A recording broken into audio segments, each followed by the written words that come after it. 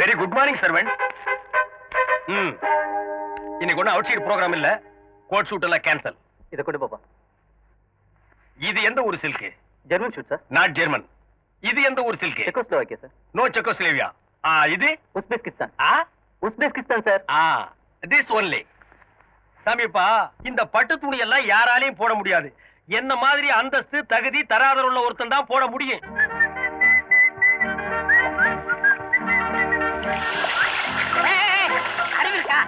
என்ன துணி? சிலுக்கு துணி. இது எவனாலும் போட முடியாது. இதுக்கெல்லாம் ஒரு தகுதி தராதரம் பர்சனாலிட்டி இதுக்கெல்லாம் தேவை. இதுல போய் தண்ணி அடிச்சா முட்டா. யாரா முட்டாளு? இரு என்ன பத்தி உனக்கு தெரியாது. நீ அடிச்ச 1க்கு 10. அதாவது நீ ஒரு அடி அடிச்சேன்னா எவனாவது உன்னை 10 அடி அடிப்பான். இது எங்க முனியாண்டி சாபம். அதனாலதான் எந்த நாயா இருந்தாலும் என்னை கை நீட்டக்கூடாது. ஜாக்கிரதை. Good morning boss. Sorry boss, வீட்டுல ஒரு ஃபங்க்ஷன், அதான் லேட் ஆச்சு பாஸ். கடைசி என்ன சொன்ன? லேட் ஆச்சு.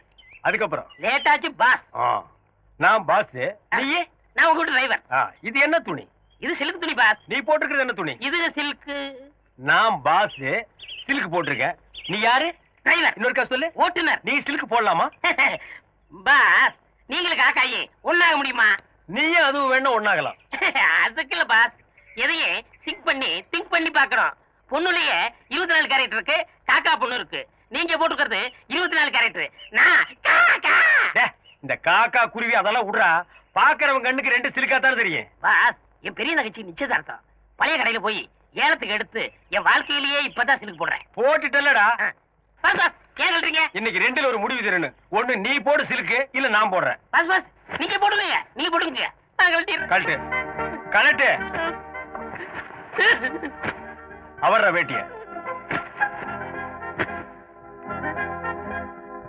இந்த புடி. என்னது? புடுறா. இனிமே உன் வாழ்க்கையில என்கிட்ட டிரைவரா இருக்க வரைக்கும் சிலுக்கு மட்டுமல்ல, சட்டையே போடக்கூடாது. பார்த்தவேடா.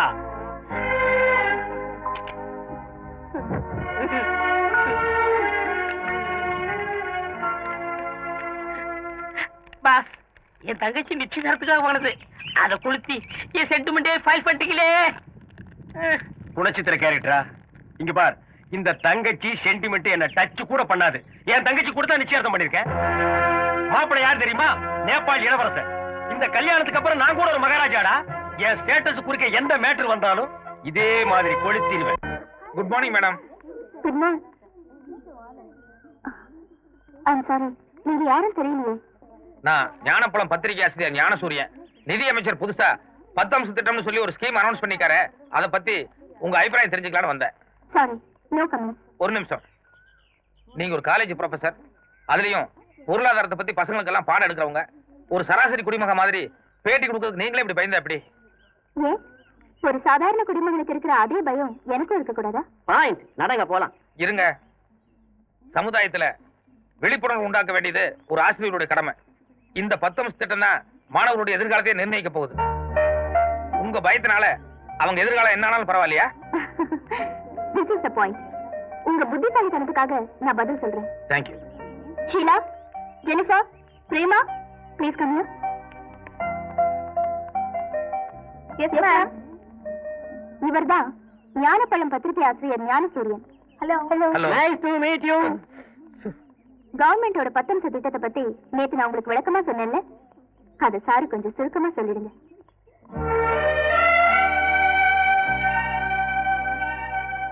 மிஸ்டர் ஞானசூரியன், நிதி அமைச்சரோட 10 அம்ச திட்டத்தை பத்தி என்னோட கருத்து இதுதான்.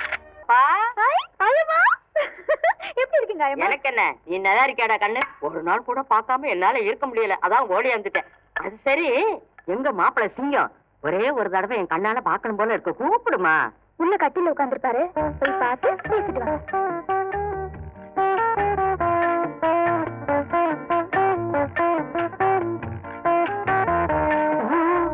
பாப்பா, என்ன ஆச்சு? போன வேகத்திலே வந்துட்டீங்க, பேசல? பேசுறதா? இப்படி ஒரு ஸ்பெஷல் நான் பார்த்ததே இல்ல.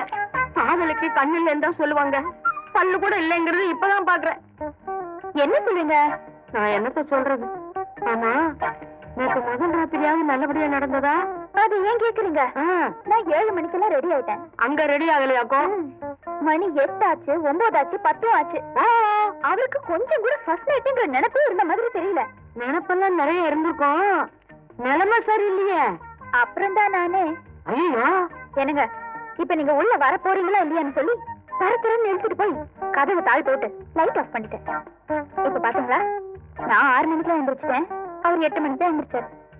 ஏமா நெசமாவா சொல்றேன்? என்னால நம்பவே முடியலையே. ஆர்த்தி, என்னங்க என்ன ஜாலி? இங்க ஒரு பிளாக் டைரி வச்சிருந்தேன். எங்க? உள்ளதான் வச்சேன். கொஞ்சம் இருங்க. என்ன? இந்த மீசையில தான் ஒட்டிருக்க மாதிரி. ஒண்ணும் இல்ல. கொஞ்சம் இருங்க. இதோ, இங்க. காலங்கத்தால என்ன விளையாட்டு இது? என்னம்மா அது ஒரே கசமுசாவா இருக்கு? என்னாச்சு? யாரு இவரு? இவருதான் அவரு. அப்ப அவரு எவரு? உள்ள கண்ணாடி கைத்தறியோட வயசானவர் இருந்தாரா? அவரு இவரோட தாத்தா. சிவ சிவ சிவ சிவ சிவா. என்னாச்சாயமா? ஒண்ணுல சம்திங் கன்ஃபியூஷன். இறங்க. உன் மச்ச விட்ட பாருங்க. பெரிய ஜமீன் பரபர் தான். என்ன கொஞ்சம் வாழ்ந்து கட்ட கொடுக்கறதுனால வீடு கொஞ்சம் டேமேஜா இருக்கு. என்னது கொஞ்சம் டேமேஜா? குட்டிச்சவர் மட்டும்தான்டா இருக்கு. கழுதைக்கு நிக்க வேண்டிய இடத்துல நான் காலடி எடுத்து வைக்கிறதா? சரி, வவ்வாலுக்கு வாக்கப்பட தொங்கி தானே ஆகணும். போய் தங்கச்சி போய் பார்த்துட்டு வாங்க. ஏன் நீங்க வர மாட்டீங்களா? பாஸ், எனக்கு உயிர் மேல கொஞ்சம் ஆசை இருக்கு. இது எந்த நேரம்னாலும் இடிச்சு தலையில விழுகலாம். அதனால நீங்க மட்டும் போய் பார்த்துட்டு வாங்க. வண்டியடா, தங்கச்சி அப்புறம் பாத்துக்கலாம். என்னங்க நீங்க ஒரே தங்கச்சி உள்ள போய் பார்த்துட்டு வாங்க. உள்ள போலாம்டா, ஆனா வெளியில வருவனாங்கிறது சந்தேகமா இருக்கே. அது உங்க தலையெழுத்து. அப்ப நீயும் வா. வண்டி வண்டி இங்கே தான் இருக்கு, வா.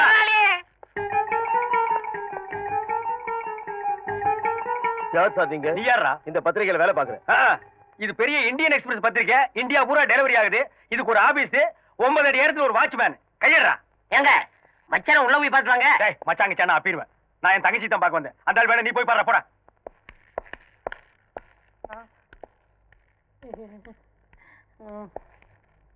டேய் கையே இருக்குடா. சரி சரி உட்காருங்க. இதுக்கு நான் கீழே உட்கார்ந்துக்கலாம் மேடம். அண்ணே, ஆர்த்தி, எப்படி இருக்கீங்க? நல்லா இருக்கு. இப்ப வந்தீங்க? இப்பதான் வந்தேன். என்னால நம்பவே முடியல. என்னாலையும் தான் நம்பவே முடியல. ஆயமா ஆபீஸ்க்கு போய் அவர்கிட்ட மச்சான் வந்திருக்கான்னு சொல்லி அவர் சீக்கிரமா கூட்டு வாங்க. சரி பாப்பா. அண்ணே, என்னம்மா? 1000 தான் நீங்க அந்தஸ்து பாக்குறவரா இருந்தா என்ன பாக்கணும்னு வீடு தேடி வந்திருக்கீங்க பாருங்க. இதுதான் தங்கச்சி பாசம். முதலாளி, இப்பதான் ஒரு கல்லு விழுந்திருக்கு. அம்மா, நீ பாசத்தை காட்டு, நான் வேண்டான்னு சொல்ல, அடிக்காம காடி. ஐயோ, இது எங்க அண்ணன். அண்ணியே இல்ல எங்க அண்ணன். அண்ணியே.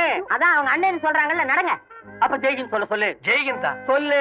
சொல்லிருங்க முதலாளி, காலையில ஒரு தடவை என்ன கடிச்சு வச்சுட்டேன். கடிச்சு வச்சுட்டாரா? சொல்லு. ஜெய்கின் கேட்கல. லண்டன்ல இருக்கிற வெள்ளைக்காரனு கேட்கணும். சொல்லு. லண்டனுக்கு எல்லாம் ட்ரங்கால் போட்டு தான் சொல்லு. சொல்லிடுங்க. ஹலோ ஜெய்கின். நடங்க நடங்க. வந்தே மாதரம். போங்க. வந்தே. யாருமா இந்த ஆளு? அவரோட தாத்தா. அவர் சுதந்திர போராட்ட தியாகி. அப்ப மென்டல் ஆனவரம். அப்படியே செட்டில் ஆயிட்டாராக்கும். அம்மா, ஆசிரியரோட லெட்டர் பேட் உள்ள இருக்கான், அதை கொஞ்சம் எடுத்து கொடுங்க. அண்ணன் ஒரு நிமிஷம். ஏய், இங்க என்ன வேலை செய்யற? ஆ? இதுல இது வேறயா? என்ன வேலை செய்யற? உதவி ஆசிரியர், ஸ்டெனோ, பிஏ, இங்க எல்லாமே நான் தான். சுருக்கமா சொல்லணும்னா இந்த ஞான பழத்துக்கு நான் தான் ஒரு பெரிய தூண். நீ ஒரு தூண் பத்தாது, இந்த மாளிகைக்கு பல ஆயிரம் தூண் வேணும். உனக்கு எவ்வளவு சம்பளம்? 3 வேளை சோறு, 1 வேளை மூக்கு பொடி. மூக்குவா எல்லாம் ஒண்ணும் தெரியலையே. இதுல பொடிய வாங்கி எதுல விடுவ? அரசே, நீ பேசுற. அவரை சீக்கிரமா வர சொல்லுங்க. சரிங்க. அப்புறம் என்ன, நல்லா இருக்கீங்களா? நான் நல்லா தான் இருக்கேன். ஐயோ, நான் ஒருத்தி தொண பேசிக்கிட்டேன். கொஞ்சம் இருங்க, உங்களுக்கு குடிக்க ஏதாவது எடுத்துட்டு வரேன். குடிக்கிறதுக்கு ஏதாவது உள்ள இருக்கா? என்ன ஜோக் அடிக்கிறீங்க? கஞ்சியோ கூட கொடுப்பாங்க. மனம் கூடாம கடகடன்னு அடிச்சிருங்க. இல்லன்னா தங்கச்சி இதையும் தாங்காது. அத குடிச்சா ஏன் உயிர் தாங்காதுடா. அம்மா, எதையும் கொண்டு வந்து நான் குடிச்சிட்டேன். வாங்க. இப்பதான் வந்தீங்களா? அது பத்திரிக்கையில கொஞ்சம் பிஸியா இருந்தேன். ஓ, அதான் நீங்க வந்தது கவனிக்கல. கவனிக்காம அங்கேயே வேலையை பார்த்திருக்கலாம். என்னங்க இவரை போய் வாங்க போகணும்னு கூப்பிட்டு? பின்ன வாடா போடான்னு கூப்பிட்டு சொல்றியா? அது இல்லங்க, வாய் நிறைய ஆசையா மச்சான் மச்சான் மச்சான்னு கூப்பிடுங்க. டேய், முன்னாடி சாபம். சரிப்பா, நீ கார் கிட்ட போய் நில்லு. அப்ப தலை, அது என் விதி போல ஆகட்டும். மாப்பிள, ஒரு நிமிஷம். என்னங்க மாப்பிள, கல்யாணம்னு நடந்தா மறுவீடு அழைப்பு. இது ஒரு முக்கியமான சம்பிரதாயம். அதாவது உங்க 2 பேரை நான் என் வீட்டுக்கு கூப்பிட்டுக்கணும். அப்படி நான் கூப்பிடலன்னு வைங்க, என் சொந்த பந்தம் எல்லாம் என்ன தப்பா நினைப்பாங்க. இதுல என்னங்க இருக்கு? நீங்க எப்ப கூப்பிட்டாலும் நாங்க வர்றோம். இந்த நாங்கன்னு சொன்னீங்க பாருங்க, அங்கதான் ஒரு சின்ன சிக்கல். என் சொந்த பந்தத்துக்கிட்ட எல்லாம் என் தங்கச்சி புருஷன் லண்டன் டைம்ஸ் பத்திரிக்கையோட எம்டி கல்யாணம் முடிஞ்ச கையோட ஒரு லண்டனுக்கு புறப்பட்டு போயிட்டாருன்னு சொல்லிட்டேன். அதனால பொண்ணை மட்டும் நான் தனியா அழைச்சிட்டு போறேன். எங்க சொந்தக்காரருக்கு முன்னால உன் மூஞ்சி காட்டாத. அவங்க எல்லாம் ராயல் அண்ட் ரிச், நீ வெறும் டிச். இந்தாங்கண்ணே. எங்க டிரைவர் அழகு காணோம்? அவன் எங்காவது வெளியே போயிருப்பாமா? என்னங்க இது, அண்ணன் வந்திருக்காரு, மச்சனமா 2 பேரும் ஒருத்தருக்கு ஒருத்தர் பேசிக்காம உட்காந்துருக்கீங்க. யாரு சொன்னது? இவ்வளவு நேரம் நாங்க 2 பேரும் கலகலகலன்னு சந்தோஷமா உலக மேட்டர் பூரா பேசிட்டு இருந்தோமே. மறு வீட்டு விருந்துக்கு நீங்க 2 பேரும் அவசியம் வரணும்னு சொன்னேன். அவர் ஏதோ பிஸியா இருப்பார் போட்டிருக்கு, தங்கச்சி மட்டும் அழைச்சிட்டு போங்கன்னாரு. அது எப்படி சரியா வரும்னு அதான் வாயடைச்சு போயிருக்காரு. மாப்பிள்ள நான் சொன்னது கரெக்ட் தானுங்க? அண்ணே, மறுவீடு அழைப்புங்கிறது உங்களுக்கு ஒரு முக்கியமான சம்பிரதாயமா இருக்கு. ஆனா கல்யாணம் ஆன புதுசுல எல்லா பொண்ணுங்களுக்கும் வேற ஒரு முக்கியமான ஆசை இருக்கு இல்லையா? என்னமா அது? ஹனிமூன் ட்ரிப்புன்னு. நானும் அவரும் லண்டன், பாரிஸ், சுவிட்சர்லாந்து இங்கெல்லாம் போய் 1 மாசம் ஜாலியா சுத்தி பார்த்துட்டு வரலான்னு இருக்கோம். இவருக்கு 1 மாசம் பத்துமாமா? 10ன்னு நீங்க ஏற்பாடு பண்ணுங்க. பண்ணலாமா?